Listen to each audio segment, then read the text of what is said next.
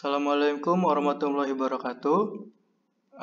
Kami dari kelompok 7, mahasiswa Universitas Banten Jaya, izin mempresentasikan MK mata kuliah permodelan sistem yang berjudul Penerapan Model Simulasi Sistem Dinamis pada Analisis Biaya Total Non-Produksi sebagai Pengaruh dari Kebijakan Sektor Produksi dan Sumber Daya Manusia.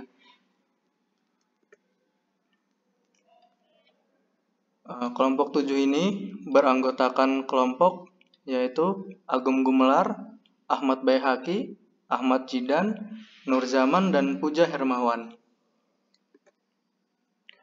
Pendahuluan. Berbicara mengenai masalah sistem, mengimplikasikan sebuah struktur yang terdiri fungsi-fungsi yang saling berinteraksi. Masing-masing fungsi tersebut berinteraksi dalam suatu hubungan umpan balik sehingga membentuk karakteristik dan perilaku sistem. Interaksi yang terjadi dalam struktur ini diterjemahkan ke dalam model-model matematik yang selanjutnya dengan bantuan komputer digital disimulasikan untuk memperoleh perilaku historisnya. Dalam proses implementasi sistem dinamis, perlu diperhatikan bahwa fokus studi sistem dinamis bukan terletak pada namanya, melainkan pada masalahnya.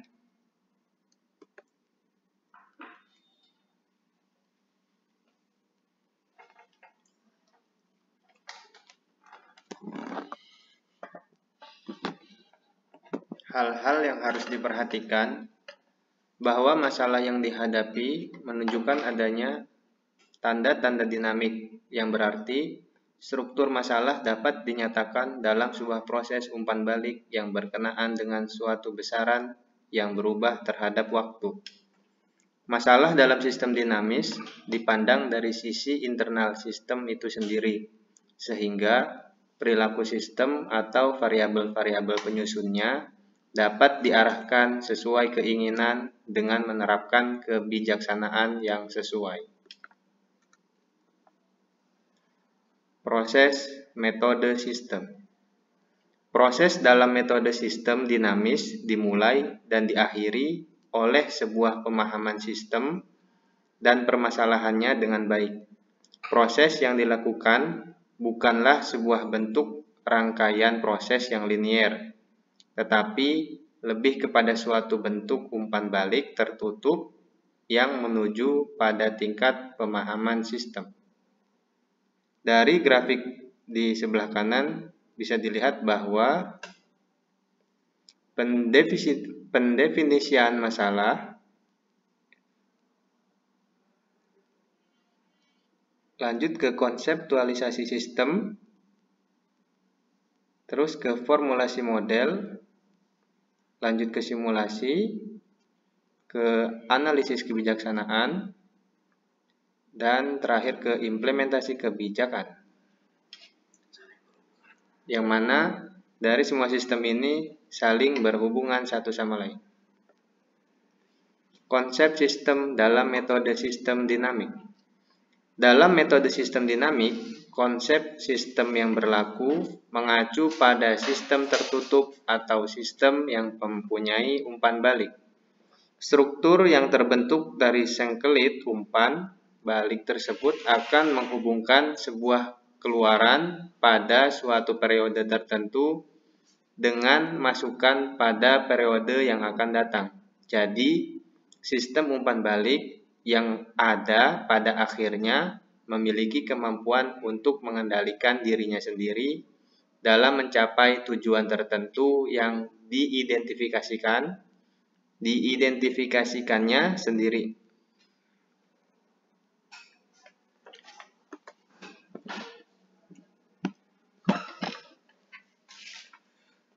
Tujuan model sistem dinamis. Model sistem dinamis bukan disebut hanya untuk memberikan proses ramalan atau prediksi sementara, tetapi lebih jauh dari sistem dinamis ditunjukkan untuk memahami karakteristik dan perilaku mekanisme proses internal yang terjadi dalam suatu sistem tertentu. Sistem dinamis sangat efektif digunakan pada sistem yang membutuhkan tingkat pengelolaan akan data yang banyak dengan baik. Dengan prediktabilitas yang memiliki, maka hal ini akan membantu dalam melakukan proses formulasi model, penentuan batasan model, validasi model, analisis kebijakan, serta penerapan model. Bentuk model sistem dinamis. Model sistem dinamis bukan dibuat hanya untuk memberikan proses ramalan atau prediksi semata, tetapi lebih jauh dari sistem dinamis, ditunjukkan untuk memahami karakteristik dan perilaku mekanisme proses internal yang terjadi dalam suatu sistem tertentu. Sistem dinamis sangat efektif digunakan pada sistem yang membutuhkan tingkat pengelolaan akan data yang banyak dengan baik, dengan verifikabilitas yang dimiliki, maka hal ini dapat membantu dalam melakukan proses formulasi model, penentuan batasan model, variasi model, analisis kebijakan, serta penerapan model. Diagram sebab akibat. Gambar di samping adalah model yang menggunakan hubungan kasual antara variabel yang terlibat dalam sektor keuangan. L1 merupakan seklit umpan balik negatif balancing LOV yang menggambarkan biaya back order yang berbanding lurus dengan jumlah break order yang terjadi. Biaya break order total akan membuat total biaya non minus produksi mengalami kenaikan. Jumlah persediaan merupakan variabel yang berbanding terbalik dengan jumlah break order yang terjadi. Artinya, jika jumlah persediaan cukup besar, maka kemungkinan atau jumlah adanya break order cenderung kecil. L2 merupakan seklit positif reinforcing LOVV yang menggambarkan hubungan kasual antara jumlah biaya total yang berbanding lurus dengan jumlah biaya akibat adanya persediaan barang jadi. Sedangkan L3 menggambarkan hubungan positif antara pertumbuhan jumlah biaya total non-produksi yang diakibatkan oleh adanya biaya rekrutmen karyawan perusahaan.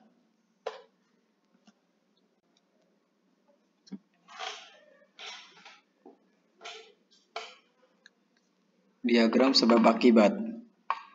Gambar di samping memodelkan hubungan kasual yang terjadi pada sektor produksi. L1 merupakan loop negatif yang menggambarkan hubungan kasual yang terjadi antara jumlah SDM, produksi, dan tingkat persediaan. L2 adalah loop positif, menggambarkan hubungan kasual resiprokal negatif antara tingkat persediaan dan jumlah back order yang terjadi. Loop negatif yang lain adalah L3 yang menggambarkan hubungan kasual antara tingkat persediaan, ekspektasi tingkat produksi, dan ekspektasi order yang ada. L5 merupakan loop positif yang menggambarkan hubungan kasual antara variabel-variabel tingkat permintaan, pengiriman, persediaan, ekspektasi tingkat produksi, dan ekspektasi order. Sedangkan L4 dan L5 adalah loop yang menggambarkan hubungan resiprokal positif antar variabel-variabelnya. Diagram sebab akibat. Gambar di samping menggambarkan struktural hubungan sebab akibat antara variabel loop pada sektor sumber daya manusia yang diterjemahkan oleh 5 buah loop positif.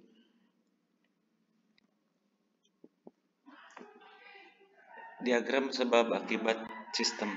Proses dalam metode sistem dinamis dimulai dan diakhiri oleh sebuah pemahaman sistem dan permasalahannya dengan baik. Proses yang dilakukan bukanlah sebuah bentuk rangkaian proses linear, tetapi lebih kepada suatu bentuk umpan.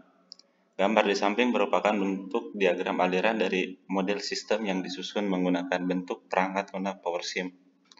Dalam diagram di samping ditunjukkan bahwa walaupun struktur model terdiri dari 3 sektor yang berbeda, namun kesemuanya merupakan satu kesatuan sistem yang komprehensif dan runtut tertutup yang menuju pada tingkat pemahaman sistem.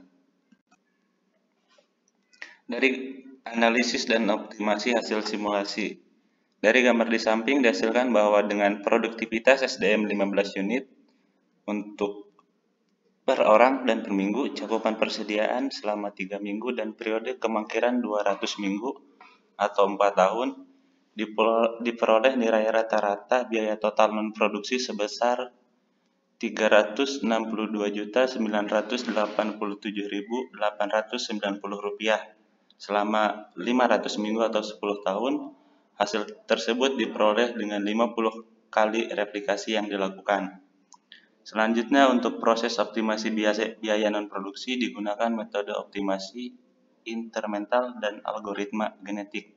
Adapun prosesnya dilakukan dengan bantuan perangkat lunak PowerSim Solver. Ya, baik. Selanjutnya adalah kesimpulan. Yang pertama, dengan tingkat nilai variabel sesuai dengan keinginan perusahaan, maka biaya total non-produksi yang harus ditanggung perusahaan selama 10 tahun adalah sebesar Rp362.987.890. Kesimpulan kedua yaitu biaya total non-produksi minimal yang biasa dicapai oleh perusahaan adalah Rp219.394.310 untuk 10 tahun. Kesimpulan yang ketiga yaitu biaya total minimum dicapai dengan nilai-nilai variabel sebagai berikut. Produktivitas sumber daya manusia atau SDM yaitu 19,9 unit per orang per minggu. Yang selanjutnya cakupan persediaan sebesar 1.187 minggu. Periode kemangkiran yaitu 469,7 minggu. Terima kasih telah menyaksikan presentasi dari kelompok kami. Jika ada yang bertanya, silahkan komentar di link bawah. Terima kasih.